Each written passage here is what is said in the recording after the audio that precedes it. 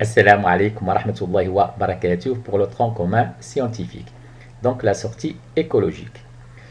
Cette sortie écologique nous permet de collecter des informations qui vont nous permettre de comprendre et interpréter les interactions entre les êtres vivants et leur milieu. Lors de cette sortie écologique, on se demande quelles sont les techniques employées pour l'étude d'un milieu. Nous avons comme lieu de notre sortie écologique une forêt. Comme vous le savez très bien, il n'est pas possible d'étudier en détail la totalité du territoire objet de la sortie. Dans ce cas-là, la forêt. C'est pour cela on doit délimiter la surface d'une zone à étudier. Bien sûr, délimiter cette surface s'impose. Pour délimiter cette surface, appelée surface minimale des parcelles à étudier, on va effectuer ce qu'on appelle un quadrillage. Notre première activité, en quoi consiste la technique du quadrillage? Dans ce cas-là, nous aurons besoin d'un certain ensemble de piquets et d'une corde. Donc, on va délimiter une zone. Dans ce cas-là, nous avons pris une surface de 32 mètres carrés. On va la diviser en deux. Nous allons obtenir deux parcelles avec 16 mètres carrés chacune. Puis, on va passer à 8 mètres carrés, 4 mètres carrés, 2 mètres carrés, enfin 1 mètre carré. C'est le quadrillage. Donc, dans une zone homogène, on va dénombrer toutes les espèces végétales dans les surfaces. On va commencer par 1 mètre carré, puis passer à 2 mètres carrés, etc.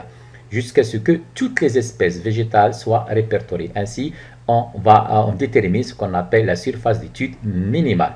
L'ensemble des plantes trouvées, ça va représenter ce qu'on appelle le cortège floristique.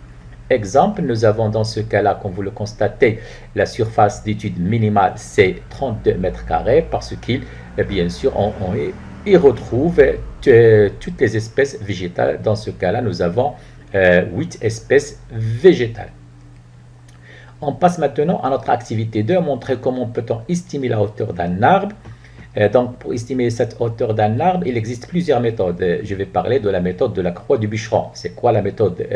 C'est quoi la croix du bûcheron? Ce sont deux bâtons de longueur identique. On va prendre comme exemple 30 cm et ils sont assemblés pour former un angle droit comme le montre la photo. Puis, on va viser l'arbre à mesurer, s'approcher ou se reculer de l'arbre de façon à faire coïncider le haut de l'arbre avec le haut du bâton et bien sûr le bas de l'arbre avec le bas du bâton. Un exemple, comme vous le constatez, dans ce cas-là, on va obtenir deux triangles. Nous avons le triangle OAB puis le triangle ODE.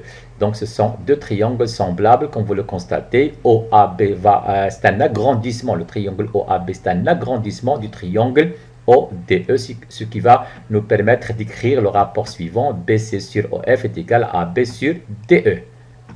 Effectivement, comme je l'ai déjà dit, puisque le triangle AB est un agrandissement du triangle ODE, on va prendre un exemple. Si DE est égal à 20 cm, OF 35 cm et BC 7,7 m, sachant que, je l'ai déjà dit bien sûr, donc AB, ça sera BC multiplié par DE sur OF.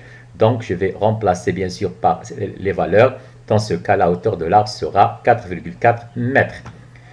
Pour décrire une communauté végétale, on a recours à la méthode physionomique qui consiste à décrire cette communauté selon deux types de structures. La première, la structure verticale et la structure horizontale.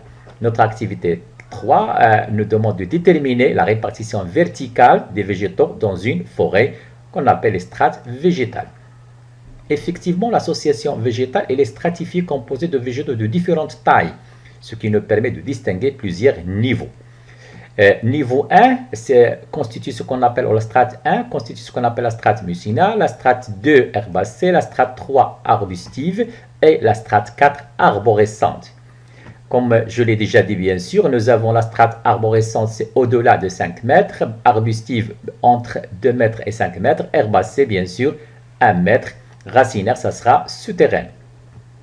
Activité 4, réaliser une répartition horizontale dans ce cas des végétaux. Les végétaux ne sont pas distribués d'une manière identique. Certains sont beaucoup plus abondants et d'autres sont relativement rares. Pour étudier la répartition horizontale des végétaux, on doit procéder comme suit. Dans un premier temps, on doit construire un profil topographique. 2, représenter les différentes espèces végétales avec des figurés. Et 3, bien sûr, représenter notre orientation, la toponymie, les oueds, etc. Un petit rappel sur la méthode de construction d'un profil topographique. Donc, nous avons une carte topographique avec des courbes de niveau. Vous vous souvenez, je pense. L'équidistance, dans ce cas, elle est de 50 mètres. Courbe de niveau, c'est une courbe constituée de points qui ont la même altitude. Donc, nous allons tracer notre profil topographique selon l'axe AB. Alors, je vais dans un premier temps, comme vous allez le constater, indiquer l'altitude de chaque point d'intersection entre l'axe AB et les courbes de niveau qui le traversent, comme vous le constatez. Dans un deuxième temps, toujours sur mon papier millimétré, je vais tracer un axe vertical qui va représenter l'altitude. Bien sûr, l'équidistance, comme je l'ai déjà dit dans ce cas-là, est de 50 mètres. Quatrièmement, bien sûr, je vais projeter l'altitude, bien sûr, les points que j'ai déjà tracés, chacun selon son altitude. Et enfin, je vais relier ces points-là, bien sûr, pour obtenir mon profil topographique. Sur ce profil topographique, comme vous allez le constater, j'ai un exemple dans ce cas-là, mon profil topographique, je vais représenter les différents types de plantes, bien sûr, avec des figurés, comme nous l'avons déjà dit. Puis, bien sûr, sans oublier, bien sûr, ma légende, bien sûr, chaque figuré, je dois écrire le nom de chaque figuré, comme vous le constatez, sans oublier, bien sûr, mon orientation. Un autre exemple de coupe montrant la répartition horizontale des végétaux. Dans ce cas-là, nous partons de la forêt de Temara vers le plateau de Zaïre. On représente les différents types de plantes de végétaux, bien sûr, selon cet axe. Merci.